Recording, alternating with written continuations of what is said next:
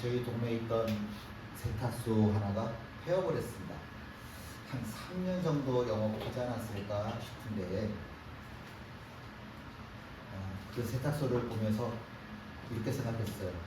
저 사람 너무 늦게 폐업한다 라고 생각을 했습니다.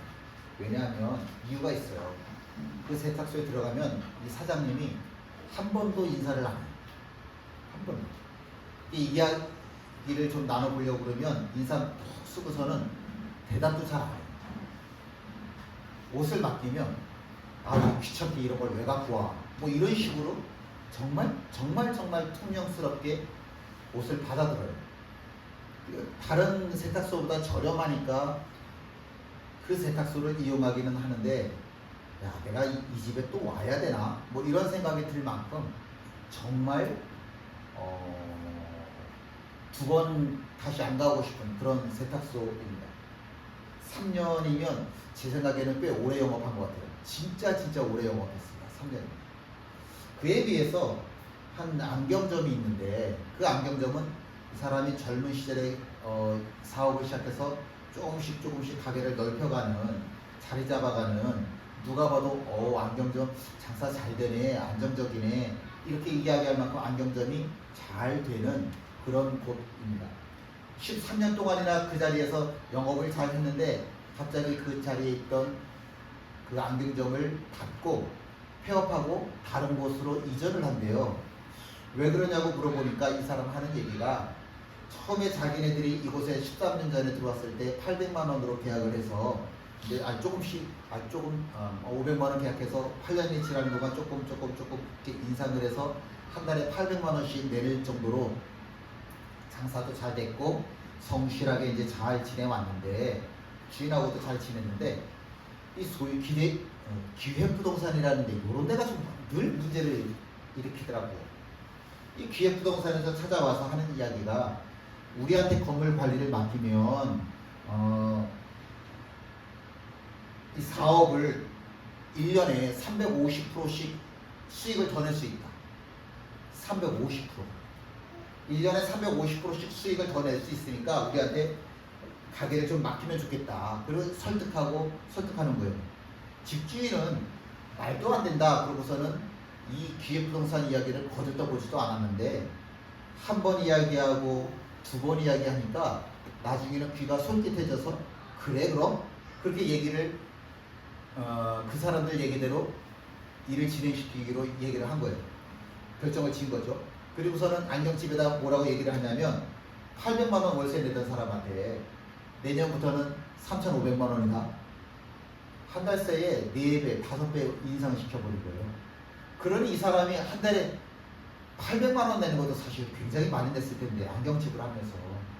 근데 어떻게 3,500만 원을 내요? 그러니까 할 수 없이 13년 동안 정들었었는데도 불구하고 다른 곳으로 이전을 하게 되는 거죠.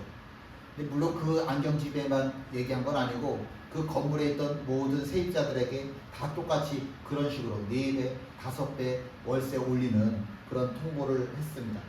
뭐 돈을 더 많이 벌었는지는 모르겠어요. 저기 송림동에 가다 보면 그 송림시장인가? 현대시장 조금 못 미쳐서 거기 아파트 재건축 공사하는 데가 있어요. 근데 사람들이 데모를 많이 해요. 저 사람들이 왜 데모를 하나 그리고 알아보니까 요새 시세가 엑지간하면 다 1,000만 원 뭐 이상들 가잖아요. 평당 1,000만 원 이상씩 가는데 거기는 아파트 개발을 한다고 하면서 600만 원으로 다 몰아붙인 거예요. 그러니까 사람들이 살던 집을 팔기는 팔았는데 계약을 하기는 했는데 그 돈을 가지고 인천에서는 도무지 집을 구할 방법이 없는 거예요. 그러니까 사람들이 이 돈 가지고 집 못 구하겠다. 제발 좀 돈 좀 더 주든지 아니면 아파트 이제 개발 좀 그만했으면 좋겠다. 그러고서는 이 더운 날에도 모여서 데모를 하고 있더라고요. 이 가난한 사람들 어떻게 해야 될지 잘 모르겠습니다. 건설 회사를 운영하는 사람들 중에 분명히 예수쟁이가 있을까요? 없을까요? 있겠죠? 말도 안 되는 조건으로 세입자들을 내쫓는 사람들 중에 예수쟁이가 있을까요? 없을까요? 있겠죠. 그들은 이미 제법 재산을 많이 갖고 있는 사람들입니다. 여유가 있어요. 그런데도 불구하고 세입자가 여기 거주하는 사람들이 도무지 받아들일 수 없는 조건을 내세워서 쫓아내요. 얼마나 돈을 더 많이 갖고 싶어 하는 건지 모르겠는데, 그 사람들의 욕심이 어디까지인지 모르겠는데, 지금 세입자들, 여기 거주하고 있는 이 사람들의 형편을 전혀 돌아봐 주지를 않는 겁니다. 그렇다고 한다면 이런 게 궁금한 거죠. 예수쟁이의 양심이라고 하는 게 어디 있을까? 예수쟁이의 양심이라고 하는 게 어디 있을까? 이렇게 무자비하게 다른 사람들을 쫓아내는 사람들을 보면 예수쟁이로 살아간다라고 하는 것은 무슨 의미일까? 도대체 저 사람들에게 양심이라고 하는 건 정말 찾아볼 수도 없는 저 사람들에게 예수 그리스도는 어떤 의미일까? 어떤 의미일까요? 2000km가 떨어진 그 먼 곳에서 사도 바울이 복음 하나 들고 여기 빌립보라고 하는 곳까지 왔습니다. 자그마치 3년이라고 하는 시간 동안 내몰리면서 도착한 곳이 여기 빌립보고, 정말 의미 있는 장소이라고 생각하고 사도 바울이 열심히 복음을 전했을 텐데, 그렇게 열심히 복음을 전할 때 복음을 받아들인 사람은 몇 명? 단 한 명? 누구? 루디아 밖에 없었죠. 그렇게 3년이라고 하는 시간, 2000km가 떨어진 그 시간, 그 모든 시간이 루디아가 입장에서는, 야, 이거 순전히 복음은 나를 위한 것이었구나. 이것이 바로 하나님의 섭리구나. 하나님이 나를 찾아오셨구나. 나를 붙잡아 주시는 하나님의 은혜구나. 그리고서는 너무 감사해서 그 순간 결단을 하죠. 난 이제부터는 예수쟁이로 살겠다 라고 결단을 하는 겁니다. 세상의 옷을 벗고 내가 그리스도로 옷 입는 자가 되겠다. 그리고 루디아가 이렇게 고백을 합니다. 함께 있습니다. 그와 그 집이 다 세례를 받고 우리에게 청하여 이르되, 만일 나를 주 믿는 자로 알거든 내 집에 들어와 유하라 하고 강권하여 머물게 하니라. 뜨거운 날에 생각해보세요. 지금 우리 날씨보다 더 더운 데가 중동 아닙니까? 어떤 데는 50도까지 올라간대잖아요. 그런 데가 중동인데, 그렇게 뜨거운 날에 장정 4사람이 들어와서 밥 한 끼를 먹겠다라고 하는 것도 아니고, 하루도 아니고, 일주일이 될지, 일주일은 무조건 아니에요. 한 달? 한 달도 무조건 아니에요. 짧게는 6달, 아니면 보통은 한 1년, 길면 2년, 3년 이 정도 되는 그 길고도 긴 시간 동안 우리 집에 들어와서 머물러라, 이렇게 루디아가 얘기하고 있는 거예요. 근데 사도 바울 입장에서는 장정 4명이 이 뜨거운 날에 누군가의 집에 들어가서 민폐를 끼친다? 이건 말도 안 되는 이야기죠. 그러니까 사도 바울이 안 돼. 어떻게 너희 집에, 야, 장정 윗이 들어가서 너희 집에 산다고 생각을 해봐라. 이건 말도 안 되는 이야기야. 그리고 사도 바울이 거절을 하니까 루디아 하는 얘기는 이거예요. 내가 정말 예수쟁이냐? 내가 정말 예수쟁이라고 한다면 우리 집에 와서 머물러라. 너 나한테 세례 주었지 않냐? 내가 그래서 예수쟁이로 살겠다고 결단하지 않았냐? 이게 분명한 사실이라고 한다면 우리 집에 들어와서 머물러라. 아무리 그래도 어떻게 너희 집에 들어가냐? 안 된다 이건. 아니다. 내가 복음의 빚진 자가 되었다. 복음을 갚는 자로 내가 살아야 될 터인데, 지금 내 마음에 하나님이 내 마음에 주시는 마음은 당신네들을 우리 집에 초청하라고 하는 거다. 이게 내가 예수쟁이가 되고 나서 첫 번째 결단한 건데, 이게 첫 번째로 결단한 건데 이걸 거절하면 안 된다. 또 강권하여 강제적으로 자기 집에 들어오라고 요청을 하니까 사도 바울이 그래, 그럼 할 수 없지. 그렇게 루디아의 요청을 받아들여서 그 루디아 여인의 집에서 머무르게 되는 거죠. 저는 성경에서 제일 두려워하는 말씀이 있습니다. 여러분들도 있지 않으세요? 제일 좋아하는 말씀도 있지만 제일 두려워하는 말씀도 있습니다. 두 개가 있는데 그 중에 하나는 이거예요. 내 형제들아, 너희는 선생된 우리가 더 큰 심판을 받을 줄 알고 선생이 많이 되지 마라. 저는 이 말씀이 이렇게 들리는 거예요. 알면 아는 만큼 행해라. 알면 아는 만큼 행해라. 이렇게 들리는 겁니다. 목사라고 하는 거 얼마나 좋아요. 늘 섬김 받잖아요. 대표기도 하시는데 그 대표기도 저 안 빼놓고 늘 기도해 주시잖아요. 기도하실 때 교회를 위해서 기도할 때 목사 안 빼놓고 꼭 기도해 주시잖아요. 얼마나 좋아요. 그런데 목사가 아는 척 막 이야기를 많이 해요. 막 이야기는 매주 매일 아는 척 막 이야기를 하는데 과연 그 목사가 저를 포함해서 목사가 자기가 전한 말씀만큼 살아가고 있는 목사가 이 세상에 10명은 될까요? 이 세상 통틀어서 자기가 믿는 만큼 믿음을 가지고 살아가는 목사님의 숫자가 10명은 될까요? 저는 안 될 것 같아요. 제가 아는 만큼 행할 자신이 없는 거예요. 그런데 하나님이 뭐라고 말씀하셔요? 내 귀에 들린 대로 내가 행할 거야. 너희들이 감사의 말을 하면 내가 감사하는 일들을 더 해줄 것이고, 너희가 자꾸 원망하고 불평하고 살면 내가 너희들이 원망할 수밖에 없는, 불평할 수밖에 없는 일들로 너희 삶을 가득 채울 거야.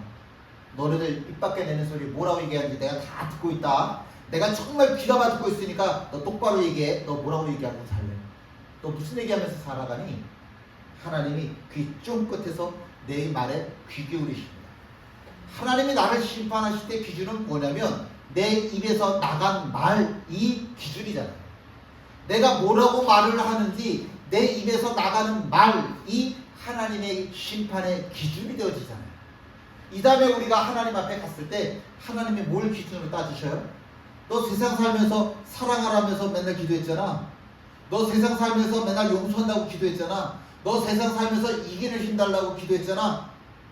그렇게 내가 기도했던 이야기들, 내가 사람들에게 했던 이야기들, 이거를 하나님이 다 기억하시고 기록하셔서 그걸 가지고 나를 심판하신다. 성경 그렇게 말씀하잖아요.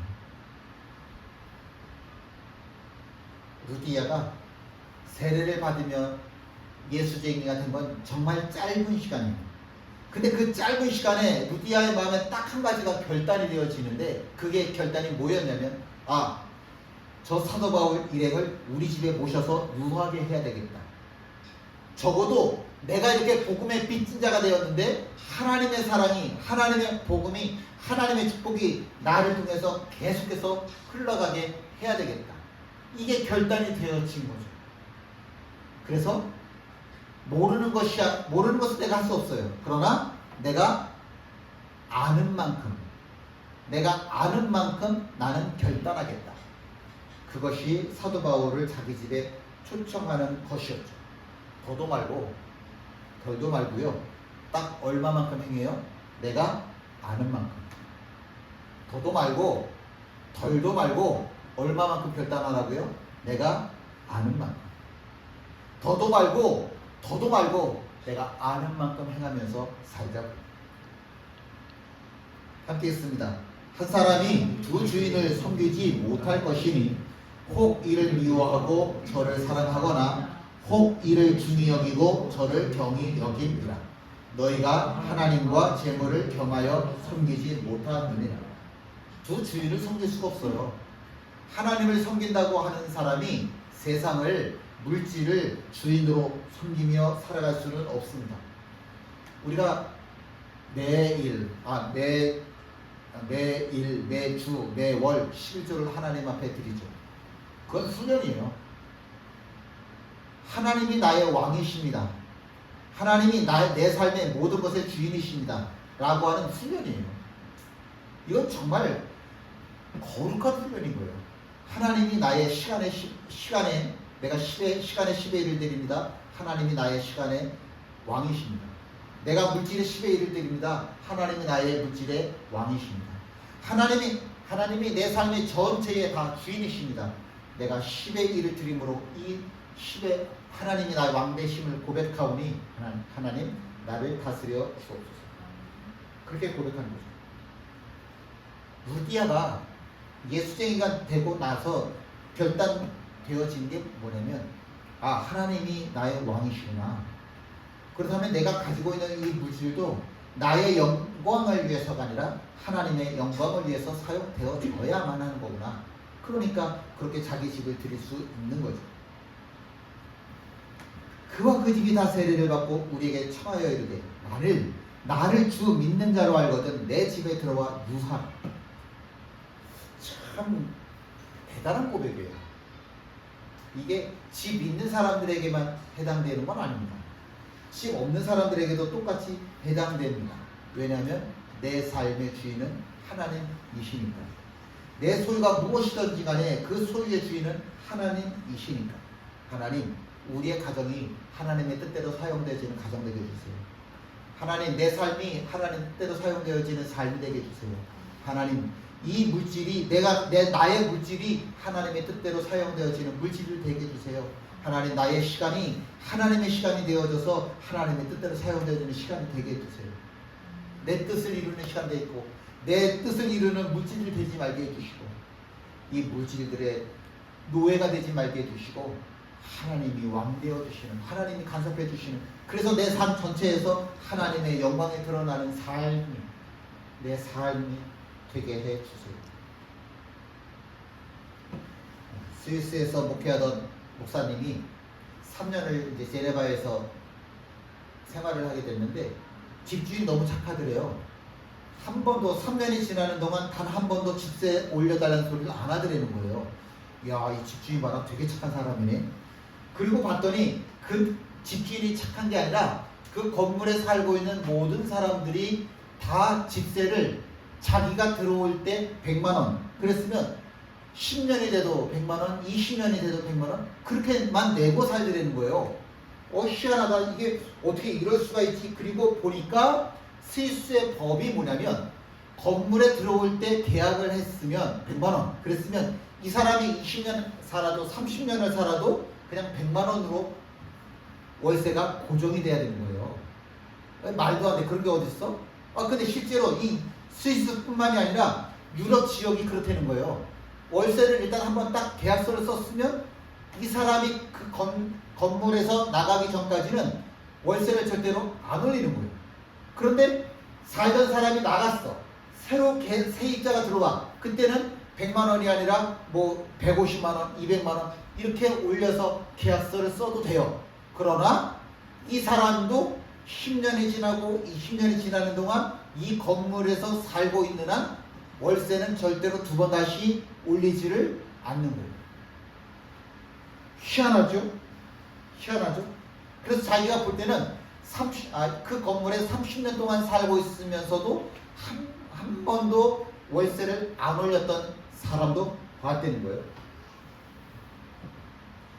스위스뿐만이 아니라니까요. 기독교 정신을 근간으로 하고 있는 그 유럽이라고 하는 나라 자체가 다 그런 생각들을 가지고 있는 거죠. 성경에 뭐라고 써 있어요? 땅은 하나님 거예요. 그러니까 이 땅을 가지고 장사를 하면 안 되는 거예요. 정말 못된 사람들이 땅 가지고 장사하는 사람이죠. 땅은 하나님 건데. 만약에 독일에 이분이 그 목사님이 독일에 또 살았는데 독일에 살 때 보니까 내가 투자를 했어요. 그럼 투자를 했을 때 수익금을 1년에 얼마를 버냐? 5%를 번다고 생각을 해요. 근데 5%를 벌었는데 세금이 얼마냐면 유럽은 세금을 많이 떼잖아요. 40%에서 45%는 많으면 50%까지가 다 세금이에요. 그리고 남는 돈이 얼마냐면 내가 투자했던 돈의 2.5%에서 3%밖에 안 남아요. 그러니까 돈으로 딱 환산을 해보자고요. 내가 1억 원을 투자를 했어요. 1억 원을 투자를 했는데 내가 1년 동안 500만 원을 벌었어. 그러면 500만 원에 250만 원은 세금이에요. 나머지 250만 원에서 300만 원이 남으면 그게 내 수입이에요. 그러면 그 사람들이 뭐라고 얘기를 하냐면 올해 장사 잘했네. 그렇게 얘기한다는 거예요. 내가 10억을 투자를 했어. 그래서 1년 동안 그러면 10억을 투자를 해서 내가 1년 동안 버는 돈이 얼마가 되는 거냐면 10억이요. 10억을 벌었는데도 불구하고 1년 동안 내가 2,500만 원 벌었어. 3,000만 원 벌었어. 세금이 2,500만 원, 3,000만 원 나가고 나머지 2,500만 원, 3,000만 원을 내가 수입으로 얻었어. 그러면 이 독일 사람들은 뭐라고 그러냐면 아 올해 1년 내가 돈 많이 벌었다. 그럼 되는 거예요. 이게 우리나라하고 정말 안 맞는 이야기들인 거죠. 근데 그 사람들, 그 유럽 사람들 눈에는 더 큰 욕심을 내면 저 사람 왜 저렇게 욕심을 많이 부려? 그리고 이상한 사람으로 취급받는다고 하는 거죠. 우리나라에서 만약에 10억 원을 투자를 했는데 1년 동안 2,500만 원, 3,000만 원 벌었다. 그러면 그 사람 뭐라고 그럴까요? 아, 올해 장사 참 망쳤네. 그러겠죠. 우리하고 정말 기본적인 갖고 있는 기본적인 생각들이 많이 다른 거죠. 지금 유럽을 가면요, 어느 교회를 가든지 다 비어 있어요. 예배를 드리는 사람들을 이렇게 보면요, 대부분 80 먹은 노인네 분들이 대부분이에요. 그 젊은 사람들은 그 나이보다 80대보다 젊은 사람들은 교회에 없어요. 교회가 다 텅텅 비었어요. 그런데 교회는 텅텅 비었는데 교회 예배당 밖의 세상은 기독교가 그 사람들의 사상의 중심으로 여전히 자리 잡고 있다는 거예요. 그래서 우리가 그런 나라를 보면서 뭐라고 부르냐면 선진국이라고 부르죠. 기독교가 바탕이 되어 있는 거예요. 교회는 비어져 있을지 몰라도 그 사람들의 마음을 사로잡고 있는 건 예수 그리스도의 말씀이라고 하는 거죠. 우리나라는 천주교 합하면 인구의 4분의 1이 기독교인이라고 얘기를 하죠. 물론 그 4분의 1에는 이단들 숫자도 들어가요.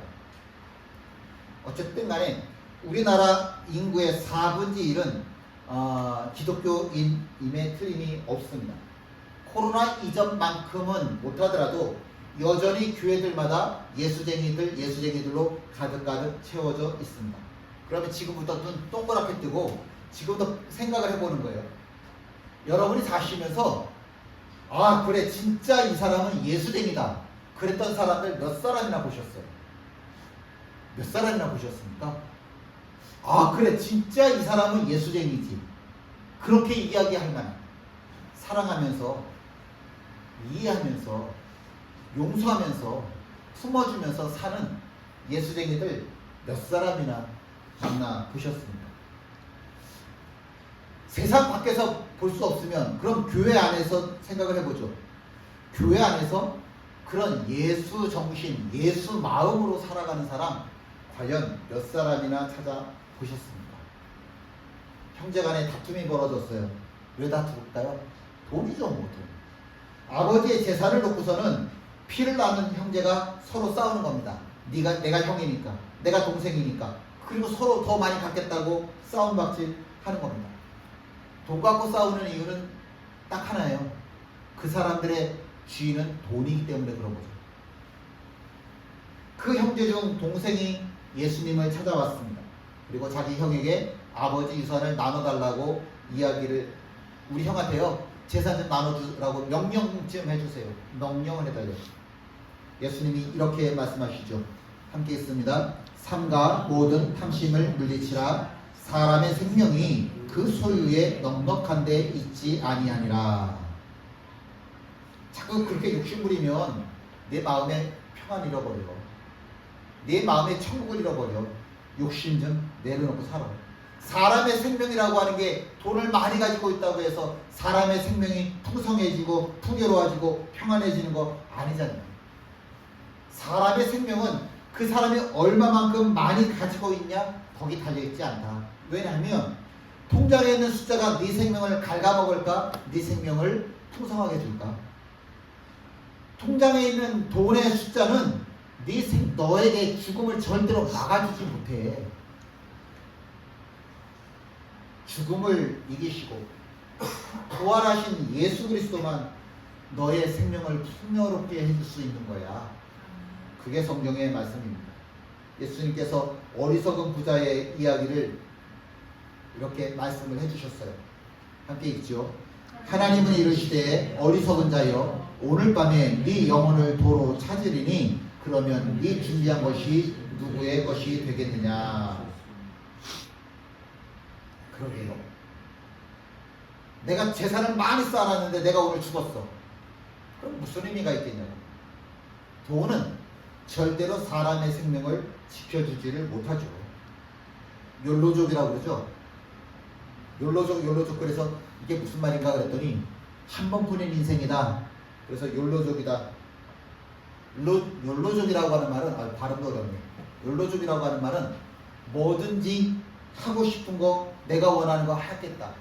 한 번뿐인 인생인데 뭐 원하는 거 하면서 살아야지. 그게 욜로족이죠.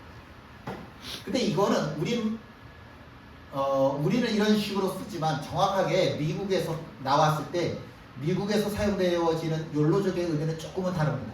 우리나라에서는 하고 싶은 거 하면서 살지 뭐 이런 의미로 쓰지만 원래 이 말의 뜻은 게임에서 많이 쓰는데 그 아이들 전자게임 있잖아요. 인터넷 게임. 그 게임에서 나온 말은 이런 거죠. 내가 손해를 봐도 재밌으면 돼. 내가 가진 것을 잃어도 재밌으면 돼. 이게 욜로족의 의미인 거죠. 그러니까 우리말로 번역하면 이런 거죠. 한 번 죽는 건데 뭐 어차피 죽을 인생 뭐 이게 욜로족이라고 하는 말의 뜻이라고 하는 거죠. 어차피 한 번 사는 인생 죽을 건데 뭐 어리석은 부자가 이런 겁니다. 마음껏 먹어, 마음껏 즐겨. 어차피 한 번인 인생. 그런가요? 한 번인 인생이니까 내가 벌었으니까 내 마음대로 살면 되는 건가요? 그러면 그 인생 정말 잘 사는 걸까요? 내가 가지고 있는 돈으로 내 시간을 살 수도 없고 내가 가지고 있는 돈으로 내 생명을 풍요롭게 할 수 없는데 근데 우리는 한 번뿐인 인생인데 뭐 과연 그럴까요? 8.15 런이라고 하는 말 있죠? 엊그제가 8월 15일이었습니다. 8월 15일 광복절마다 81.5km를 마라톤 하는 거를 8.15 런이라고 얘기를 해요. 42.19 이게 마라톤 길이잖아요. 그거보다 자그마치 2배를 더 뛰는 거예요. 션이라고 하는 가수가 있는데 이 사람이 매년